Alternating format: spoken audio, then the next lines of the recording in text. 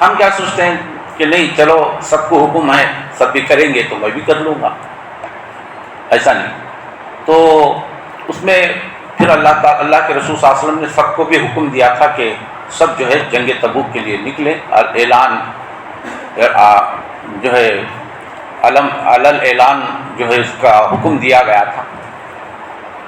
جنگ تبوک کا موقع آیا نکلنے کا تو 100 لوگ نکلے۔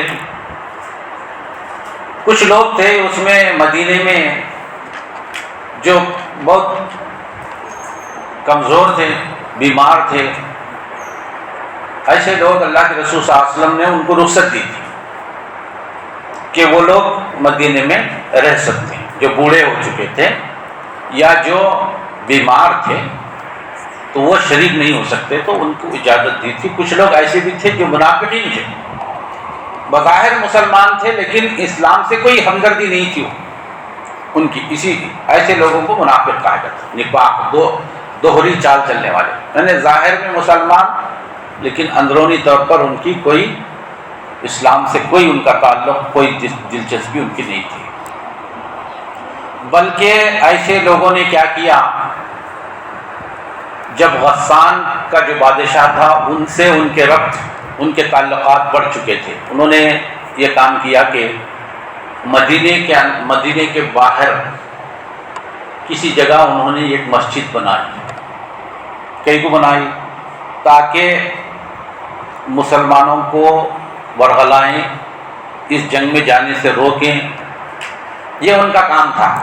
اس کو کرنے کے لیے انہوں نے ایک مسجد کی بنیاد ڈالی تاکہ کسی کو شبہ نہ ہو، اور اس میں جو لوگ بڑھ بڑھ کے حصہ دے رہے تھے ان کو تانے دیتے تھے، یہ کہتے تھے کہ دکھاوا کر ریاکاری کر رہے ہیں۔ لیکن جو لوگ کمزور تھے اپنی حیثیت کے مطابق دیتے تھے تو ان کو کہتے تھے کہ جب تمہاری کوئی حیثیت نہیں تو تم کیوں دے رہے؟ اس طرح تانے دے کر مسلمانوں کے اندر انتشار پیدا کرنے اور اس جنگ سے روکنے کی کوشش کرنے کے لیے انہوں نے مسجد بنائی جس کو مسجد ضرار کہا جاتا ہے۔ اللہ کے رسول صلی اللہ علیہ وسلم کو انہوں نے حکم دیا کہ آ کر اس مسجد کا افتتاح کریں، لیکن اللہ تعالیٰ نے وحی کے ذریعے سے انہیں بتا دیا اللہ کے رسول صلی اللہ علیہ وسلم کو کہ منافقین تقویٰ کی بنیاد پر اس مسجد کی تعمیر نہیں کر رہے ہیں، آپ اس مسجد میں جا کے نماز نہ پڑھیں گے، بلکہ اللہ کے رسول صلی اللہ علیہ وسلم نے اللہ کے حکم سے اس مسجد کو ڈھا دیا، گرا دی گئی وہ مسجد۔ بہرحال وقت آیا جنگ کا، سب نکلے چلے گئے، جو لوگ جانا تھا چلے گئے، جو سچے مومن تھے وہ سب نکل گئے۔ اس میں یہ کچھ افراد مدینے میں رہ گئے، اگرچہ کہ وہ بدری صحابی کا مطلب یہ ہے کہ جنگ بدر میں جو لوگ شریک تھے ان کے ایمان میں کبھی شک نہیں کیا جا سکتا، وہ خالص مسلمان ہیں۔ تو ان بدری صحابہ میں بھی سے کچھ تھے، اس میں ایک ابو خیثمہ بھی تھے، اپنے باغ میں کام کر رہے تھے۔ جس دن اللہ کے رسول صلی اللہ علیہ وسلم صحابہ کرام کو لے کر تبوک کے لیے روانہ ہوئے، وہ اپنے باغ میں گئے، کام کر کے عین دوپہر کے وقت اپنے گھر کو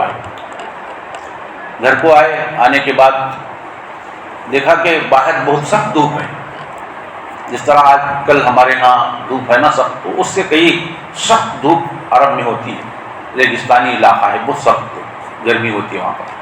تو تھکے ماندے اپنے گھر کے پاس آئے تو انہیں یاد آیا، کیا یاد آیا؟ اللہ کے رسول صلی اللہ علیہ وسلم اور صحابہ کرام جو ہے جنگ تبوک کے لیے نکل گئے۔ انہوں نے دیکھا کہ بہت لو چل رہی ہے، گرمی کی لو انسان برداشت نہیں کر سکتا، گھر کے اندر ٹھنڈک ہے، وہ اگر گھر کے اندر داخل ہو جائیں وہ سکون سے رہ سکتے ہیں۔ اپنی کچھ چیزیں وہاں رکھی اور سوچا کہ ابو خیثمہ، حیف ہے تمہاری زندگی پر، حیف ہے تم پر، اگر تم اس ٹھنڈک کو پانے کے لیے گھر کے اندر چلے جاؤ، جبکہ اللہ کے رسول اور صحابہ کرام اہل ایمان اس گرمی کے لو میں صحرا میں نکل چکے ہیں۔ عین صحرا کے درمیان پہنچ چکے ہیں اور تم یہاں ٹھنڈک حاصل کرنے کے لیے اپنے گھر کے اندر داخل ہو. اپنے اوپر انہوں نے ملامت کی، حیف ہے تم پر اگر تم نے ایسا کیا. جب یہ خیال آیا تو فوراً ابو خیثمہ کیا کیے، اپنی بیوی کو بلایا اور کہا کہ میرا کھانا اور پانی دے دو، میں وہیں کہیں پہنچ کر اسے کھا لوں گا. پھر اپنی سواری نکالی اور نکل گئے. اللہ کے رسول صلی اللہ علیہ وسلم صحابہ کرام کے ساتھ نکل کر عین دھوپ میں دوپہر کے وقت کہیں جا کے ایک جگہ قیام کیا، پڑاؤ ڈالے. اللہ کے رسول صلی اللہ علیہ وسلم کے سامنے ذکر آیا کہ فلاں نہیں آیا، فلاں نہیں آیا، فلاں شخص نہیں آئے. جو لوگ نہیں آئے تھے ان کا ذکر آ رہا تھا. اس میں اللہ کے رسول صلی اللہ علیہ وسلم کے سامنے یہ بات کہی گئی، بتایا گیا کہ ابو خیثمہ بھی نہیں آئے. تو اللہ کے رسول صلی اللہ علیہ وسلم نے اس وقت فرمایا کہ ابو خیثمہ کو چھوڑ دو، اس کے اندر خیر ہے، بھلائی ہے. تو یہ بات کہی گئی. اس کے بعد عین دوپہر کے وقت جو ہے دور سے یہ گرد اڑتی ہوئی نظر آ رہی ہے، کوئی سوار بڑی تیزی کے ساتھ آ رہا ہے. لوگوں نے دیکھا کہ کوئی شخص آ رہا ہے. اللہ کے رسول صلی اللہ علیہ وسلم کو بتایا گیا کہ اللہ کے رسول صلی اللہ علیہ وسلم کوئی آ رہا ہے. تو اللہ کے رسول صلی اللہ علیہ وسلم نے فرمایا کن ابا خیثمہ، وہ شاید ابو خیثمہ ہوگا. تو جب قریب آئے تو لوگوں نے دیکھا کہ وہ ابو خیثمہ ہی تھے، اور ابو خیثمہ سیدھا اللہ کے رسول صلی اللہ علیہ وسلم کے خیمے کے سامنے انہوں نے اپنی سواری اتاری، کھڑا کی اور پھر اتر گئے. پھر اللہ کے رسول صلی اللہ علیہ وسلم کے پاس پہنچے تو اللہ کے رسول صلی اللہ علیہ وسلم نے بتایا کہ اب ابو خیثمہ تم جہنم کی آگ کے بالکل قریب پہنچ چکے تھے، لیکن اللہ تعالیٰ نے تم کو بچا دیا. تو یہ بات ان کے بارے میں بتائی. لیکن اور اس کے بعد جنگ کی نوبت ہی نہیں آئی. جو انہوں نے تقریباً 40,000 فوجوں کو سرحد پر روم کی متعین کر دیا تھا. جب اللہ کے رسول صلی اللہ علیہ وسلم پوری تیاری کر کے نکلے اور وہاں پہنچے تو روم کا بادشاہ ڈر گیا، اور ڈر کر اس نے اپنی فوج کو واپس بلا لی. لیکن مسلمانوں کا جو رعب تھا، مسلمانوں کی جو طاقت تھی، اس کی ہیبت اور اس کا خوف ان کے دلوں میں بیٹھ گیا، اور کبھی ان کو پھر مسلمانوں کے خلاف اٹھ کھڑے ہونے کی جرأت نہیں. تو یہ جنگ بغیر کسی لڑے کے مسلمانوں کو یہ اس طرح کی کامیابی حاصل ہوئی. پھر اللہ کے رسول صلی اللہ علیہ وسلم آئے. اللہ کے رسول صلی اللہ علیہ وسلم اس دوران 3 صحابہ اکرام جو خالص بدری صحابی تھے، سابقون الاولون میں سے تھے، سچے اور پکے مسلمان تھے، وہ بھی اس وقت پیچھے رہ گئے تھے. اس میں کعب بن مالک، ہلال بن امیہ، مرارہ بن ربی، یہ 3 اشخاص تھے، پکے مسلمان تھے، لیکن سستی اور کاہلی کی وجہ سے صرف پیچھے رہے. تو ان تینوں کا جو واقعہ ہے اس کو کعب بن مالک نے خود بیان کیا ہے. بخاری کی حدیث میں پوری تفصیل کے ساتھ انہوں نے اپنا واقعہ نقل کیا ہے. تو وہ کہتے ہیں کہ جب اللہ کے رسول صلی اللہ علیہ وسلم تبوک پہنچ گئے، چلا گیا قافلہ، تو اس دن تو میں نے سوچا کہ ابھی تو میرے پاس سواری ہے، ایک کے بجائے 2 سواریاں ہیں، میں تیزی کے ساتھ کسی نہ کسی دن جا کے پہنچ جاؤں گا، مل جاؤں گا. یہ سوچتے رہے حتیٰ کہ اللہ کے رسول صلی اللہ علیہ وسلم وہاں پہنچ کر واپس آنے لگے. تبھی ان کو پتہ چلا، تبھی خبر ملی کعب بن مالک کو بھی اور ان تینوں کو بھی. تو کہتے ہیں کہ پھر جب اللہ کے رسول صلی اللہ علیہ وسلم واپس آنے کی خبر ملی تو میں نے سوچا کہ اب کیا فائدہ پھر جانے کا. تو پھر وہ رک گئے، اور دل میں ان کے یہ بات آئی کہ کچھ نہ کچھ بہانہ اللہ کے رسول صلی اللہ علیہ وسلم کے سامنے بیان کر دوں گا. تو یہ سوچ کر وہ بیٹھے رہے. اللہ کے رسول صلی اللہ علیہ وسلم مدینہ واپس آئے. تو مدینہ واپس آنے کے بعد اللہ کے رسول صلی اللہ علیہ وسلم جس کسی سفر سے واپس آتے تھے تو سب سے پہلے مسجد میں جا کے 2 رکعت نماز پڑھتے تھے، پھر اپنے گھر کو واپس جاتے تھے. تو یہ معمول تھا اللہ کے رسول صلی اللہ علیہ وسلم کا. تو اللہ کے رسول صلی اللہ علیہ وسلم مسجد نبوی میں آئے، نماز پڑھے اور بیٹھے۔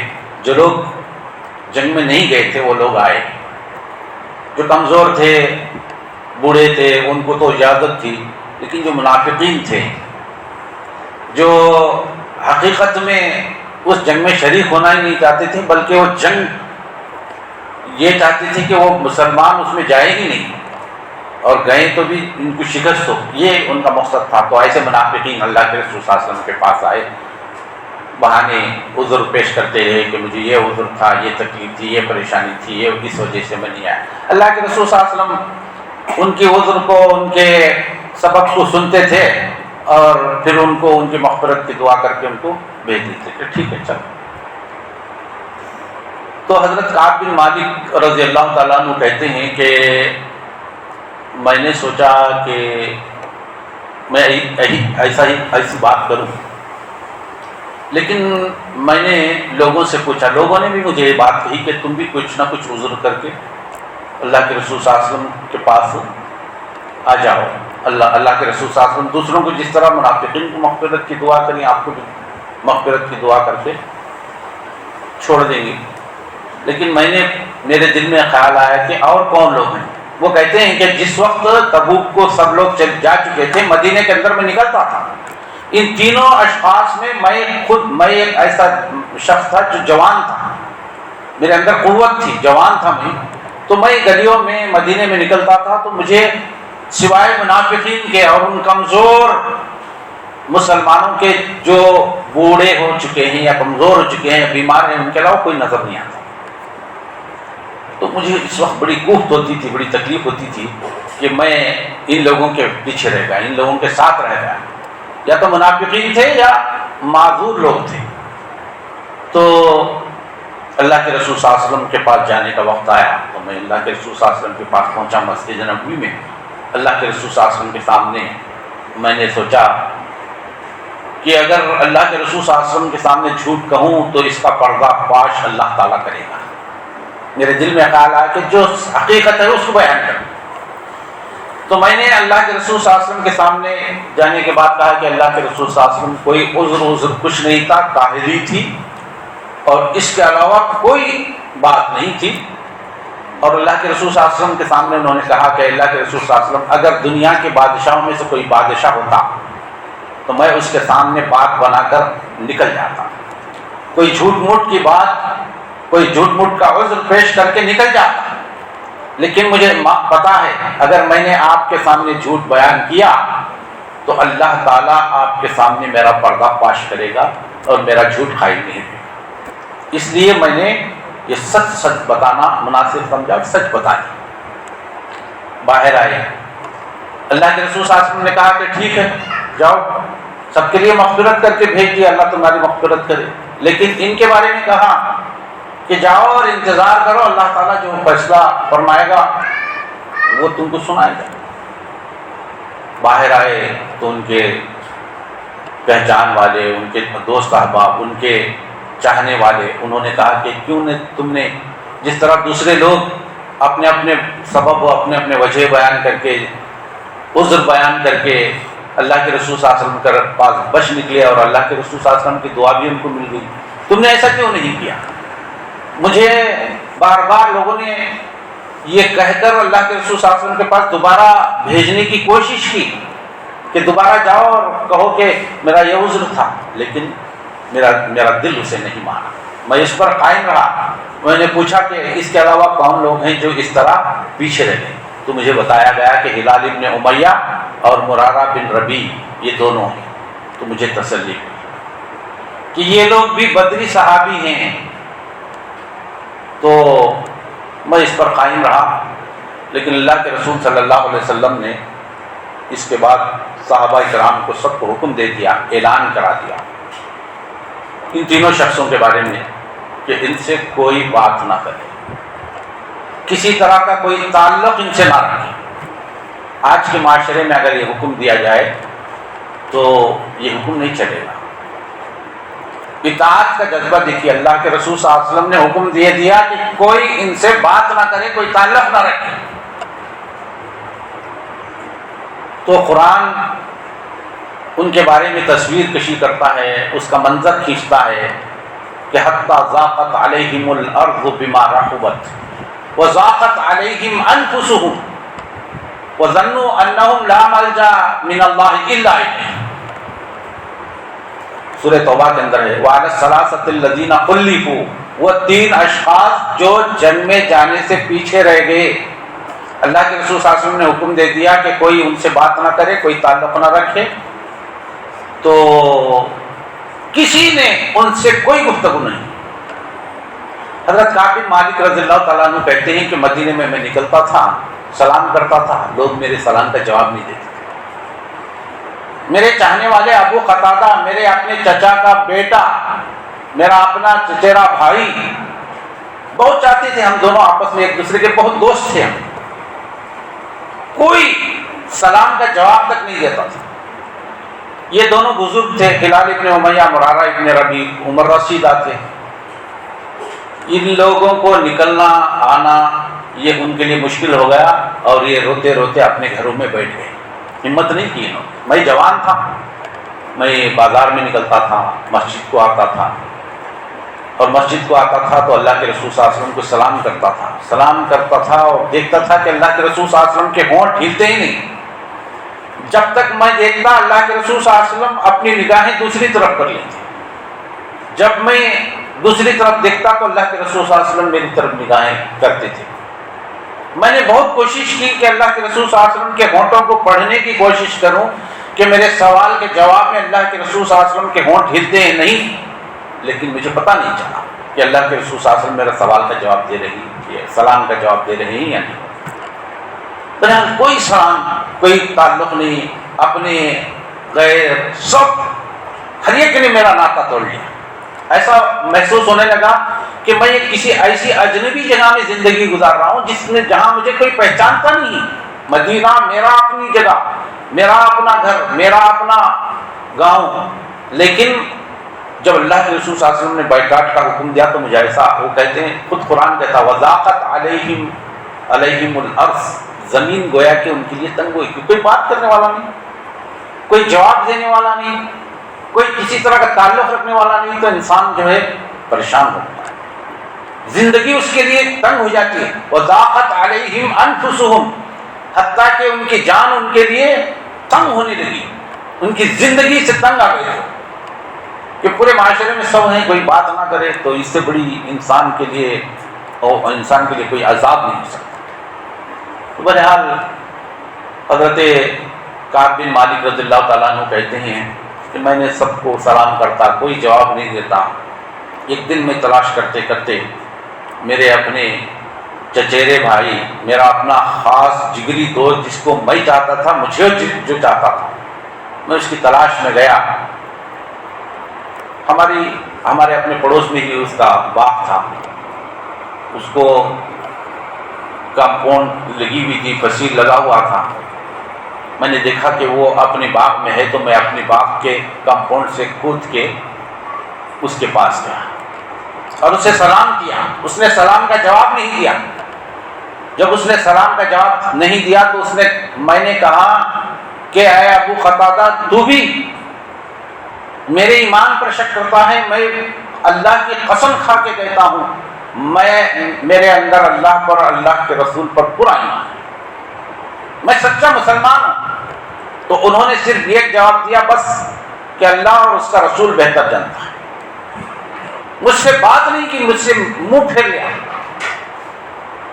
مجھے اس کے بعد اور زیادہ تکلیف ہوئی، وہ کہتے ہیں مجھے اور زیادہ تکلیف ہوئی۔ 40 دن اس طرح گزر گئے، 40 دن ایسے گزرے کہ 40 سال گزرے ہیں۔ پھر اللہ کے رسول صلی اللہ علیہ وسلم کا ایک اور حکم آ گیا۔ کیا حکم دیا اللہ کے رسول صلی اللہ علیہ وسلم؟ ایک تو بائیکاٹ کا حکم تھا، کوئی بھی بات نہ کرے۔ 40 دن کے بعد اللہ کے رسول صلی اللہ علیہ وسلم نے حکم دیا کہ ان سے کہو کہ ان کی بیویوں سے وہ الگ ہو جائیں۔ بیویاں تو کم سے کم گھر کے اندر دیکھ بھال کرنے کے لیے، بات چیت کرنے کے لیے موجود ہوتی تھی، لیکن ان سے بھی قطع تعلق کرنے کا حکم دے دیا گیا کہ ان کو بھی، ان سے بھی الگ ہو جائیں، وہ میکے چلے جائیں۔ تو مرارہ ابن ربی شاید بزرگ تھے، تو ان کی بیوی اللہ کے رسول صلی اللہ علیہ وسلم کے پاس پہنچی اور اللہ کے رسول صلی اللہ علیہ وسلم سے کہا کہ اللہ کے رسول صلی اللہ علیہ وسلم، میرے شوہر تو بوڑھے ہو چکے ہیں، اب ان کے پاس گھر میں کوئی نہیں ہے کہ ان کی دیکھ بھال کر سکے، ان کے کھانے پینے کا بندوبست، ورنہ وہ ہلاک ہو جائیں گے، مجھے اجازت دیجیے کہ میں گھر میں رہوں۔ تو اللہ کے رسول صلی اللہ علیہ وسلم نے ان کو اتنی اجازت دی، بس اتنے حد تک رہنا اور کسی طرح کا کوئی تعلق نہیں۔ تو انہوں نے کہا کہ اللہ کے رسول صلی اللہ علیہ وسلم اب ان کو کسی تعلق کی کوئی نہیں، رات دن بیٹھے روتے رہتے ہیں، شاید اسی میں وہ ہلاک ہو جائیں۔ تو یہ جب اجازت اللہ کے رسول صلی اللہ علیہ وسلم نے دی تو دوسرے لوگوں نے بھی مجھ سے آ کر کہا، منافقین نے، کہ تم بھی جا کر اس کی اجازت لے لو تاکہ تم بھی اپنی بیوی سے خدمت کرا سکو۔ تو انہوں نے کہا کہ ایسا نہیں ہو سکتا، میں نہیں جاؤں گا، میں ہٹا کٹا ہوں، جوان ہوں، میں اپنے کام کروں گا۔ میں نے اپنی بیوی کو اپنے میکے میں بھیج دیا۔ میں گھومتا تھا، بازار میں جاتا تھا، لوگوں سے بات کرنے کی کوشش کرتا تھا، کوئی کسی طرح کی بات نہیں ہوتی تھی۔ اس درمیان غسان کا ایک قاصد وہاں اس بازار میں تھا اور کسی سے میرا پتہ پوچھ رہا تھا کہ کعب بن مالک کہاں ہے، تو کسی شخص نے میری طرف اشارہ کر دیا، میں وہاں موجود تھا، بتا دیا کہ وہ فلاں شخص۔ تو وہ غسان کا قاصد ایلچی میرے پاس آیا اور اس نے مجھے ایک خط تھما دیا۔ اس خط میں لکھا تھا کہ کعب بن مالک، تم تو ایک بڑی شخصیت ہو، بڑے آدمی ہو، اور ہم کو پتہ چلا ہے کہ تمہارے صاحب تم سے ناراض ہیں، تم ہمارے پاس آ جاؤ، ہم تمہیں بڑا منصب، بڑا مقام اور بڑا مرتبہ تمہیں عطا کریں گے۔ تو وہ کہتے ہیں کہ مجھے اس پر بڑا غصہ آیا، اب کفر بھی مجھ پر ڈورے ڈالنے لگا ہے، کفر بھی مجھے آزمانے لگا ہے، اور میں غصے میں اس خط کو تندور میں آگ میں چھونک دیا۔ اب بات یہاں تک پہنچی ہے کہ کفر ہمارا امتحان لینے لگا، تو ہم اندازہ کر سکتے ہیں کہ ایسے موقع پر اگر لوگ بائیکاٹ کر لیں، اگر کسی بڑا آفر ہم کو مل جائے تو میں اور آپ کو تو فوراً چلے جاتے ہیں۔ انہوں نے ایسا نہیں کہا، بلکہ ٹکرا دیا اس کو۔ اب کفر ہمیں لالچ دینے لگا ہے، یہ بات کہی۔ تو پھر اس کے بعد 50 دن گزرے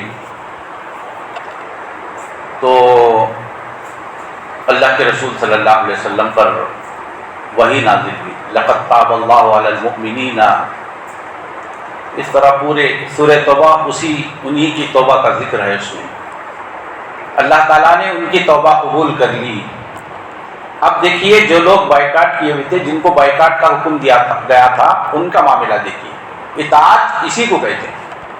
جب تک اللہ اور اللہ کے رسول کا حکم تھا ان سے بات نہ کرو، کسی طرح کی کوئی بات نہیں۔ ایسا نہیں ہے کہ ان کے رشتہ دار ان سے ملتے تھے، بات کرتے تھے، رشتہ داری کا تعلق تھا۔ یہاں اللہ اور اللہ کے رسول کا حکم ہو کہ رشتہ ناتا کوئی حیثیت نہیں رکھتے، کوئی معنی نہیں رکھتے، ہم ویسی جگہ رشتے اور ناتوں کا نام لے کر اللہ کے دین کی، اللہ کے احکامات کی دھجیاں اڑاتے ہیں۔ یہ طریقہ صحیح ہے، یہ اللہ کے احکامات پر چلنے کا صحیح معنی ہے جو صحابہ کرام نے کیا۔ کوئی کسی طرح کا کوئی تعلق کسی نے نہیں رکھا۔ لیکن 50ویں دن جب اللہ کے رسول صلی اللہ علیہ وسلم نے وحی آئی اور اعلان کیا کہ ان کی توبہ قبول ہو گئی ہے، تو جو لوگ جتنا کٹے ہوئے تھے، جتنا ان سے تعلق توڑے ہوئے تھے، فوراً اٹھے اور انہوں نے اپنے بھائیوں کو اس خوشخبری دینے کے لیے اپنے گھوڑے دوڑائے۔ حضرت کعب بن مالک رضی اللہ تعالیٰ عنہ کہتے ہیں کہ جس دن یہ توبہ قبول ہوئی، فجر کی نماز کے بعد میں اپنی چھت پہ بیٹھا ہوتا، اوپری حصے پہ۔ مجھے اب جو ہے دنیا سے میں بیزار ہو چکا تھا اور سوچتا تھا کہ شاید مجھے جو مر جانا چاہیے۔ اسی سوچ اور فکر میں اوپر بالائی حصے میں بیٹھا ہوا تھا، تو میں نے پہاڑ کی اس چوٹی سے کسی پکارنے والے کی پکار سنی کہ کعب بن مالک خوش ہو جاؤ، اللہ نے تمہاری توبہ قبول کر لی۔ میں جانتا نہیں تھا کہ وہ کس کی آواز ہے، لیکن سب سے پہلی آواز اس شخص کی پہنچی، اور جب وہ میرے پاس آیا تو میں نے اپنے کپڑے جو لباس میرا تھا میں نے اتار کے دے دیا اور کہا کہ بس اب میرے پاس یہی ہے۔ تو یہ عرب کا دستور تھا، کسی کو خوشی میں تحفہ دیتے تھے، جو کچھ ہوتا تھا وہ دے دیتے تھے۔ تو کپڑے انہوں نے اتار کے ان کو دے دیے، اور کہا جاتا ہے کہ سب سے پہلے جو پہاڑی سے ندا آواز لگائی تھی وہ حضرت ابوبکر صدیق رضی اللہ تعالیٰ۔ یہاں بھی سبقت دیکھیے، پہل دیکھیے، اولیت دیکھیے حضرت ابوبکر صدیق رضی اللہ۔ جب اللہ کا حکم تھا، اللہ کے رسول کا حکم تھا ان سے تعلق نہ رکھو تو اسی طرح کٹ گئے، لیکن اللہ نے توبہ قبول کی، ان کو قبول کر لیا، تو سب سے پہلے جا کے ملنے والی بھی وہی تھی۔ تو پھر حضرت کعب بن مالک رضی اللہ تعالیٰ عنہ وہاں سے آئے، اللہ کے رسول صلی اللہ علیہ وسلم مسجد نبوی میں تھے۔ اللہ کے رسول صلی اللہ علیہ وسلم کے بارے میں کہتے ہیں کہ اللہ کے رسول صلی اللہ علیہ وسلم کا چہرہ کھل رہا تھا، چمک رہا تھا، دمک رہا تھا۔ اللہ کے رسول صلی اللہ علیہ وسلم کے چہرے پر چمک اور دمک، خوشی کے آثار کی علامتیں تھیں۔ تو میں نے دیکھا کہ اللہ کے رسول صلی اللہ علیہ وسلم کا چہرہ دمک رہا ہے، اور میں نے جا کے اللہ کے رسول صلی اللہ علیہ وسلم سے ملاقات کی اور پوچھا کہ اے اللہ کے رسول صلی اللہ علیہ وسلم، یہ آپ کی طرف سے ہے یا اللہ کی طرف سے؟ تو اللہ کے رسول صلی اللہ علیہ وسلم نے فرمایا کہ یہ اللہ تعالیٰ کی طرف سے۔ تو مجھے بہت خوشی ہوئی۔ میں نے اللہ کے رسول صلی اللہ علیہ وسلم سے کہا کہ اللہ کے رسول صلی اللہ علیہ وسلم، فلاں زمین جو ہے میرے جو باغات ہیں، جو جائیداد ہے، میں اس خوشی میں، اس دعا، اس توبہ کی قبولیت کے سبب میں اپنی پوری جائیداد اللہ کی راہ میں دے دیتا ہوں۔ اللہ کے رسول صلی اللہ علیہ وسلم نے ان کو منع کیا کہ نہیں، سب نہ دینا۔ انہوں نے کہا کہ اللہ کے رسول صلی اللہ علیہ وسلم آدھی جائیداد، انہوں نے اللہ کے رسول صلی اللہ علیہ وسلم نے کہا کہ نہیں۔ پھر انہوں نے کہا کہ تیسرا حصہ میری جائیداد کا، اور اللہ کے رسول صلی اللہ علیہ وسلم اس سے کم نہ کیجیے۔ میں اور آپ ہوتے تو جتنا کم دے کر نکل سکتے تھے نکلنے کی کوشش کرتے، وہاں تو ان کا مطالبہ تھا کہ اللہ کے رسول صلی اللہ علیہ وسلم اس سے کم نہ کیجیے، تیسرے حصے سے کم نہ کیجیے۔ پھر اللہ کے رسول صلی اللہ علیہ وسلم نے ان کی اس جائیداد کو قبول کیا۔ تو یہ اطاعت اسے کہتے ہیں، اطاعت یہی ہے۔ جب اللہ کا حکم ہے، اللہ کا رسول کا حکم ہے، تو پھر اپنے بھائیوں سے ملو۔ جب حکم ہے آپ نہیں ملنا تو نہیں۔ ہم کسی غلط رسم میں، غلط رواج میں ہم کو دعوت دی جاتی ہے تو وہی رشتہ داری کا معاملہ ہے، ناراض ہو جائیں گے۔ تو ناراضگی، آپ ان کو ناراض نہیں کرنا چاہتے، اللہ کو ناراض کرنا چاہتے، اللہ کے رسول کو ناراض کرنا چاہتے۔ اگر اس معاشرے میں ہم ہوتے تو چھپ چھپا کر ان سے ملتے، تسلی دیتے، ہم لوگ ہیں تمہارے ساتھ۔ لیکن اس معاشرے میں اللہ اور اللہ کے رسول پر اطاعت کا جذبہ یہ تھا کہ کسی نے تنہائی میں تک ان سے ملاقات کی، بیویاں تک نکل گئی۔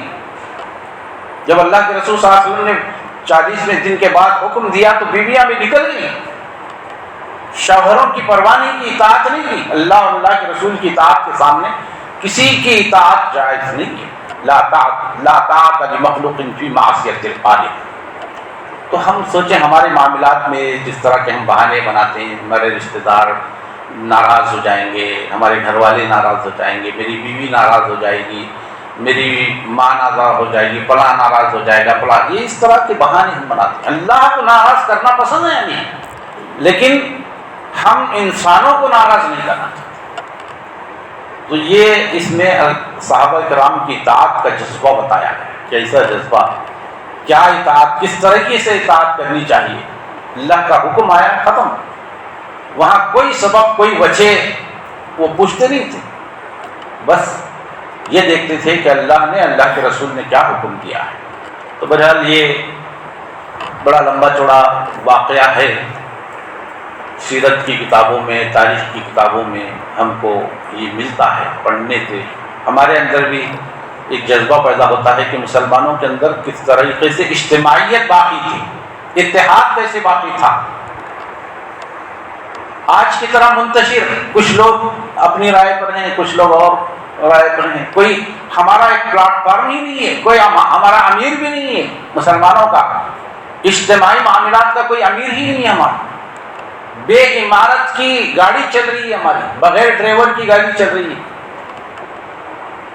اللہ کے رسول صلی اللہ علیہ وسلم نے اجتماعیت کے ساتھ امیر کی اہمیت پر یہ بات بتاتے ہوئے اللہ کے رسول صلی اللہ علیہ وسلم نے کہا کہ اگر دو افراد بھی سفر میں یا کسی جنگل میں بھی جا رہے ہوں، کسی سفر میں بھی جا رہے ہوں، تو اپنے میں سے ایک کو امیر بنا لیں۔ تو آج مسلمانوں کی انتشار کا اور ان کی کمزوری کا وجہ یہی ہے کہ ہمارا کوئی امیر نہیں، ہمارا کوئی قائد نہیں، ہمارا کوئی لیڈر نہیں ہے جو مسلمانوں کی اجتماعی معاملات میں سب اس کو اپنا امیر سمجھتے ہیں۔ تو یہ ہماری بہت بڑی کمزوریاں ہیں۔ تو علاقائی یا مقامی سطح پر جو لوگ دین کے ذمہ دار ہیں، ان کو ہم اپنا رہبر سمجھیں، قائد سمجھیں، ان کو اپنا ہم جو رہنما سمجھیں، امیر سمجھیں، ان کی اطاعت کریں، اپنے رائےوں پر چلنے کے بجائے، انتشار کا شکار ہونے کے بجائے، ٹولیوں میں، جماعتوں میں، فرقوں میں بٹنے کے بجائے مقامی طور پر کم سے کم ہم ایک طرح سے متحد ہو کر اپنی اتحاد اور اتفاق کا ثبوت دینے کی کوشش کریں، جس طرح اللہ کے رسول صلی اللہ علیہ وسلم کی وہ جماعت تھی جسے صحابہ کہا جاتا ہے، جس کے اندر یونٹی ایسی تھی، اور جس طرح انہوں نے اللہ کے رسول صلی اللہ علیہ وسلم کے ساتھ کمٹمنٹ کیا تھا، اللہ کے رسول صلی اللہ علیہ وسلم کو پورا یقین تھا کہ میرے ساتھی، میرے صحابہ ایسے ہیں جیسے عیسیٰ علیہ السلام کے حواری ہیں، اس طرح اپنی جان پر کھیل کر اللہ کے رسول صلی اللہ علیہ وسلم کے حکم کی اطاعت کرنے کا جذبہ ان کے اندر تھا۔ آج بھی ہم اپنے اندر وہ جذبہ پیدا کر سکتے ہیں، اللہ تعالیٰ کی کتاب سے اپنا تعلق جوڑ کر اس میں اس جماعت کا ذکر ہے، صحابہ کرام کا ذکر ہے، ان کی اطاعت کا، ان کی تصویر ہے، ان کے نقشے ہیں، ان کے منظر ہمارے سامنے پیش کیے گئے ہیں، کس طرح اطاعت وہ لوگ کرتے تھے۔ اللہ تعالیٰ مجھے اور آپ کو اللہ کی اطاعت کرنے کا جذبہ ہمارے اندر پیدا فرمائے، ہر رکاوٹ کو انگیز کر، ہر رکاوٹ کو، ہر مخالفت کو ٹھکرا کر اللہ کی اطاعت کرنے کا جذبہ ہمارے اندر پیدا ہو۔ آمین وآخر دعوانا ان الحمدللہ۔